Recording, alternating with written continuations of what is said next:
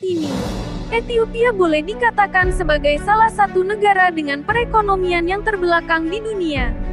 Namun siapa sangka, pada masa lalu negeri ini pernah menjadi tempat tumbuhnya peradaban yang besar dan maju. Adalah Kerajaan Aksum.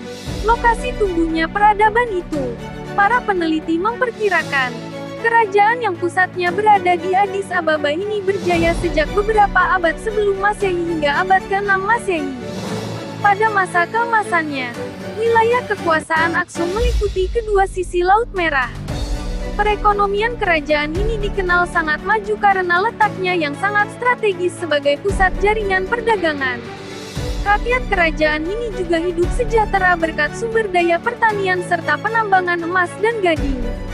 Pada masa kejayaan Romawi kuno, Aksum menjadi mitra dagang para saudagar Italia karena kedekatan geografis kedua negara.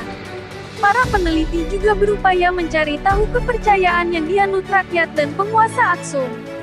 Diyakini, Aksum menjadi saksi perkembangan agama Kristen yang mendominasi Kekaisaran Romawi sekaligus menjadi saksi kebangkitan Islam yang dibawa orang-orang Arab. Pada masa itu, Aksum juga sudah memiliki peradaban maju.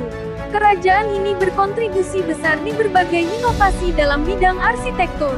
Para sejarawan menyebut, Kerajaan Aksum menggunakan keramik yang indah saat membangun istana dan bangunan lain untuk rakyat. Keramik ini pun menjadi salah satu mata dagangan dari Kerajaan Aksum dalam interaksi dagang dengan kerajaan lain, seperti Yunani dan Romawi.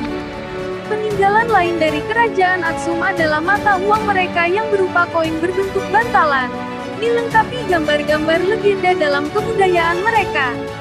Bukti ini menunjukkan Aksum memiliki seni budaya yang tinggi.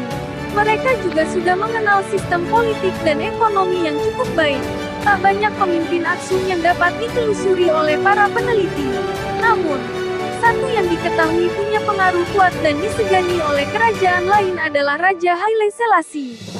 Berjuluk Raja dari Segala Raja, ia mampu membawa Aksum memperluas wilayah kekuasaannya hingga ke pesisir Arab Saudi dan Yaman. Pada abad pertama Masehi, kerajaan ini pernah mendapat persaingan pengaruh dari kerajaan Nubia yang berpusat di Sudan.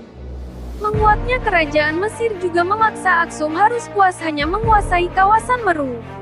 Aksum pun tak mampu mengakses jalur ke Sungai Nil karena jalur tersebut dikuasai sepenuhnya oleh kerajaan Mesir dan Nubia. Namun, hal itu tak membuat Aksum surut.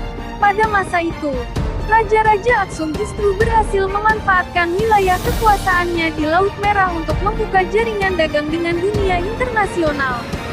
Kecerdikan dalam berdagang ini membuat Aksum tetap bertahan hingga beberapa abad lamanya. Keuntungan lain yang didapat Aksum adalah kerajaan ini menjadi tidak terlibat saat kawasan Afrika Utara memanas karena ekspansi kerajaan-kerajaan Arab dan Persia.